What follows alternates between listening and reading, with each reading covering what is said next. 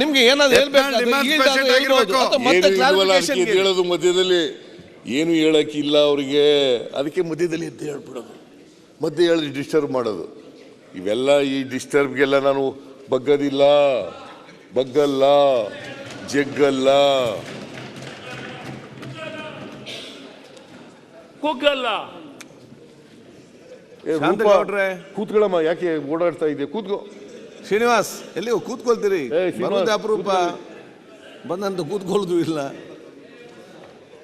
ನೋಡಿ. ಈಗ ನಮ್ಮವರೆಲ್ಲ ಎಷ್ಟು ಡಿಸಿಪ್ಲಿನ್ಡ್ ಆಗಿ ಕೂತವ್ರೆ.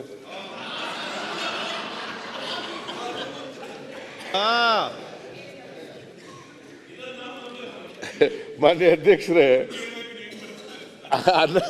ಅನ್ನಭಾಗ್ಯ ಕಾರ್ಯಕ್ರಮಕ್ಕೆ ಈ ವರ್ಷ ಅಂದರೆ ಈ 8 ತಿಂಗಳಿಗೆ ಜುಲೈ ತಿಂಗಳಿಂದ ಜಾರಿ ಆಯಿತು.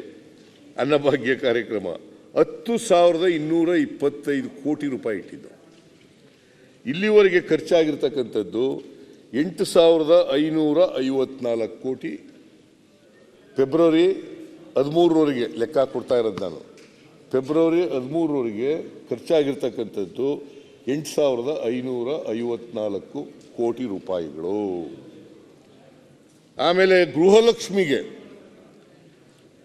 ಇಲ್ಲಿವರೆಗೆ ಅಂದರೆ ಇವತ್ತಿನವರೆಗೆ 1,18,00,000 1,18,00,000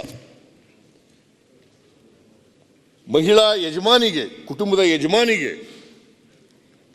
ಪ್ರತಿ ತಿಂಗಳು 2,000 ರೂಪಾಯಿ, ಪ್ರತಿ ತಿಂಗಳು 2,000 ರೂಪಾಯಿ.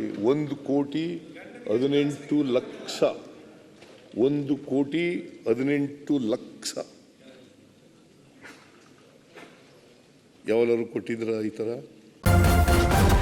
ನ್ಯೂಸ್ ಫಸ್ಟ್, ನಿರ್ಭೀತಿಯಿಂದ ನಿಮ್ಮ ಪರವಾಗಿ.